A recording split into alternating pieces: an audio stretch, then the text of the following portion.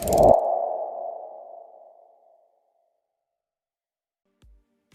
you struggle to draw the line between home life, work life, and the tasks that you've agreed to do in between all of it? In today's episode of Chronicles of a Female Engineer, I discuss why you need to create boundaries and how to do it in the workplace. I wanted to kick off with a bit of a story because I was always annoyed when people would call me after hours and email me, particularly on my day off. I am someone who feels like a reliable person. So as a result, I'd find myself needing to be quick and help people immediately and please them. I didn't realize that I was giving them the sign that it was okay by responding to their emails, letting them call me, because I'd answer the phone and I'd respond. I didn't provide adequate boundaries, such as just not replying at all. And I felt frustrated and exhausted. I blamed everything else outside, but I needed to look inside. I finally understood that I get the treatment that I accept. It's hard to hear, but it's true. So I had to make a few simple tweaks that I'm going to provide with you now to assist. I will share 5 tips on how to create boundaries. The first one, communicate clearly. Let people know what the expectations are and stick to them. Lots of people in the workplace have different scenarios that they're juggling: single, married, travelers. Let them know what are your specific needs. You can't please everybody. So let them understand exactly what is relevant for you and what do your boundaries look like. For example, I won't pick up calls after 6:30 because that's when my kids are home, I'm cooking dinner and it's family time. I will, however, respond first thing in the morning. That lets people know what your boundaries are and when they can expect to engage with you again, and it works well. The second step, say no. No, this is okay. When you say yes to everything, you're indirectly saying no to something else. You find yourself stressed, exhausted. You're saying no to rest, no to connection with your family, no to relaxation, no to self-care. And you're saying yes to exhaustion and stress. The power of no is instrumental in creating boundaries. Now, you can also be proactive.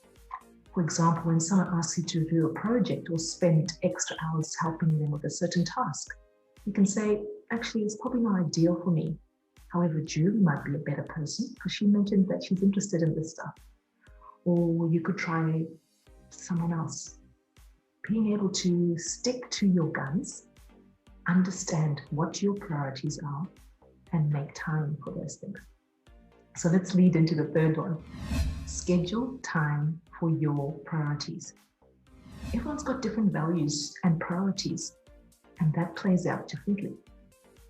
You are in a position to schedule your priorities, your work, your projects, your family time, exercise. I used to have a friend who felt guilty when she was scheduling time in to be present with her kids, with her family. But it shows that it's a priority to you, right? Something that gets scheduled gets done.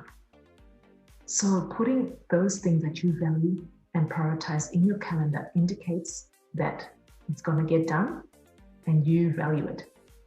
It also helps you to see that there's no time to squeeze in anything else people want to put into your plate, right? So it serves as a good tool to say no and create your boundaries. The fourth step, manage transitions.